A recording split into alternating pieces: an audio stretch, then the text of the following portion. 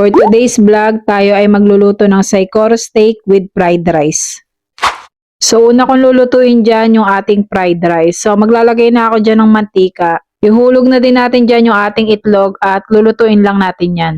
Hinati ko lang din yung itlog dyan, then isusunod na natin yung ating kanin. About 3 cups na kanin siguro yung nilagay ko dyan. Ibubuhag-hag lang din natin yung kanin gamit yung kutsara. Haluin lang din natin ng mabuti, then isusunod na natin yung ating toyo. Nakadepende na nga din pala sa inyo mga ante kung gusto nyo munang igisa sa bawang yung inyong fried rice. Sa part ko, hindi na talaga ako naglalagay ng bawang. Maglalagay na din tayo dyan ng pamintang durog. Gagamit din tayo dito ng pampalasa. Bali gumamit ako dyan ng hipon na flavor mga ante. Hahaluin nyo lang yan ng mabuti hanggang sa maging even na yung lasa, then okay na yan. Then sa huli, tikman nyo lang din kung goods na sa inyo yung lasa.